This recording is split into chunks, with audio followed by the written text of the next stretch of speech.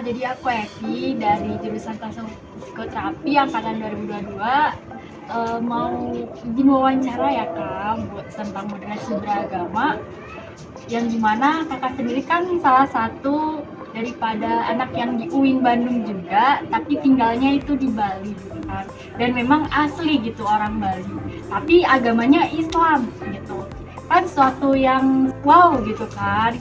Nah, jadi mungkin Epi di sini bakal wawancara dikit-dikit tentang gimana sih perasaan atau keadaan kakak ya di sana sebagai agama minoritas tapi asli orang sana gitu. Jadi mungkin kakak tinggal di mana ya di Bali?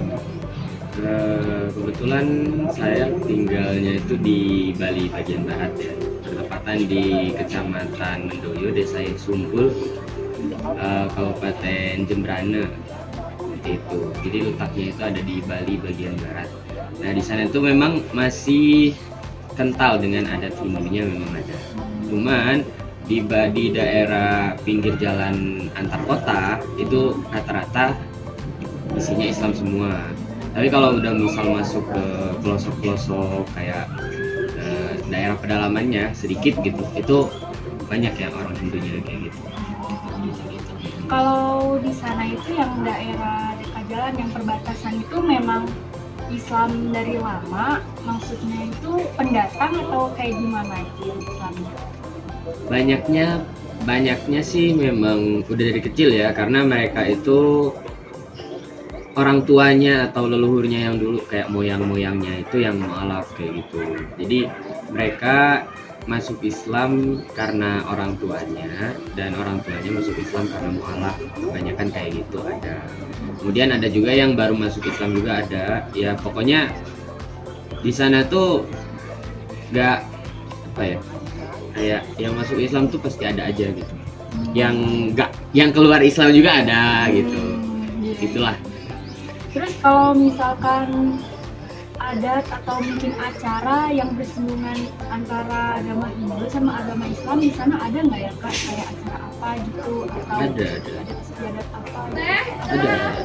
Ada. Misalkan kan di Hindu itu ada yang namanya Galungan sama Kuningan ya. Oh, iya. Nah, Galungan sama Kuningan ini adalah hari raya mereka. Ibarat di kita itu di Islam adalah Idul Fitri sama Idul Adha-nya.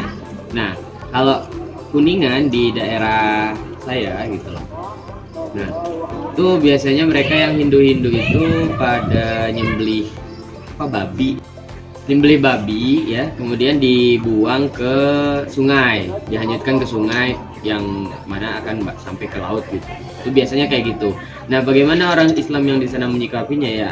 Gak menyikapi bagaimana, cuman biasa aja, karena memang yang merayakan mereka doang. Kecuali kayak hari raya Nyepi, kayak hari raya Nyepi, kemudian acara pernikahan tetangga, misalkan di rumah kan ada tetangga Hindu. Nah, mereka bikin acara nikahan gitu. Nah, kita tetangga yang Islam juga membantu mereka. Ketika kita juga ada acara, mereka juga membantu kita, seperti itu. Jadi menurut Awalik sendiri toleransi di sana tuh emang sangat baik ya? Atau antara toleransi itu memang kayak rasa terserah gitu di sana? Kalau dilihat dari pengalaman sendiri ya, itu mereka benar-benar menghormati, menghargai gitu. Karena ketika itu ada satu pengalaman yang kita alami sendiri sebenarnya. Ketika itu kita lagi sekolah SD lah ya, itu masih kecil. Nah, mereka yang Hindu itu kebetulan kan kita puasa di bulan Ramadan sekolah. Nah, yang Hindu itu makan. Ketika ngelihat ada yang Islam, dan mereka tahu jangan dekat-dekat sama orang Islam, mereka lagi puasa, nanti batal puasa mereka jadi pengen makan begitu. Jadi mereka dari orang tuanya itu memang sudah diajarkan untuk menghormati bagaimana ibadah yang kita lakukan, atau sesuatu yang seharusnya tidak sopan itu diajarkan. Sesuatu yang sopan-sopannya kepada agama lain, cara menyikapi agama lain itu bagaimana, itu diajarkan oleh mereka.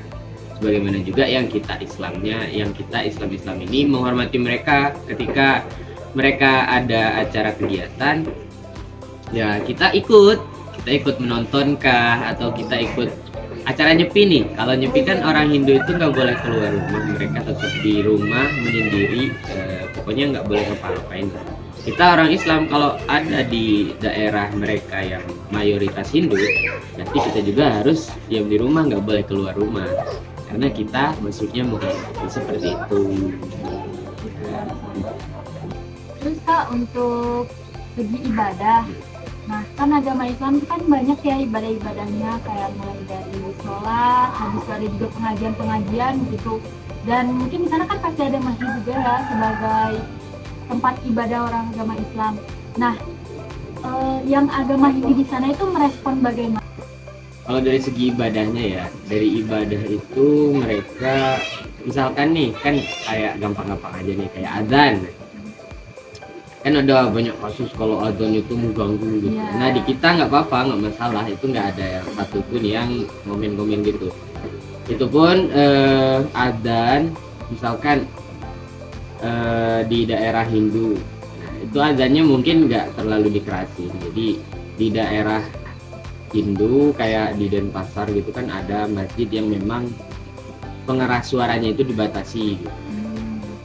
Jadi nggak terlalu dikerasin. Untuk beribadah sendiri kita tidak ada hambatan ya kalau ibadah sendiri. Misalkan kayak itu kayak apa namanya di Hindu juga ada yang namanya kayak adzan, dia sejenis adzan namanya Trisandya. Nah, itu tuh kita juga sebagai umat Islam nggak terganggu dengan itu, sama aja kita sama-sama menghormati gitu. Itu mungkin kalau dari segi pengajian dan yang lainnya, kadang mereka yang Hindu itu juga ikut mendengarkan kayak merasa tenang ketika ada yang mendengarkan murotal kayak gitu, karena ini mendengar dari cerita orang tua yang nyeritain itu ke kita gitu. Makanya kita tahu kenapa kok orang Hindu juga kadang menikmati lantunan murotal Al-Quran kayak gitu. Kadang mereka juga ikut melihat pengajian-pengajian, dan juga satu kasus bahwa kita kan ada yang namanya zakat fitrah ya, zakat fitrah atau zakat mal itu untuk melancarkan rezeki dan membersihkan jiwa. Nah, orang Hindu itu mengambil pelajaran tersebut dengan dalih untuk agar rezeki mereka lancar gitu. Jadi mereka juga ikut sedekah kayak gitu. Jadi mereka juga ikut sedekah biar tujuan mereka itu untuk melancarkan rezeki mereka, seperti itu. Jadi kita saling mengambil pelajaran ya. Berarti memang di daerah kakak sendiri, di lingkungan kakak sendiri itu saling berdampingan ya, selaras gitu, nggak ada yang kayak merasa paling benar, meskipun merasa sesuatu itu benar tapi tidak menginjak daripada kebenaran yang punya orang lain gitu kan ya. Mungkin ada kalimat penutup dari kakak tentang toleransi ini, atau harapan mungkin ya agar toleransi di lingkungan manapun itu bisa berjalan dengan baik, berjalan berdampingan, tidak ada selisih gitu, tidak ada pertengkaran. Oke, kalau pesan dan kesan ya kalimat penutup ya. Untuk kalimat penutupnya mungkin gini aja sih, beragama itu bahagia. Jika kamu beragama tapi kamu belum merasakan bahagia, dalam artian kamu tuh sangat skeptis atau menutup diri gitu ya kepada agama-agama lain, kamu belum sepenuhnya beragama.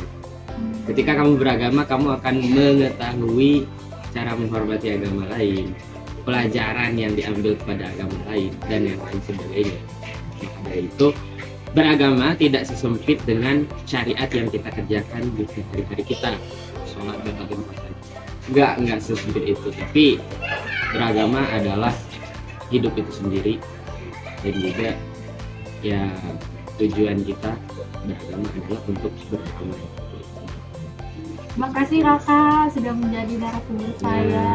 Sama-sama. Terima kasih. Boleh dada-dada dulu.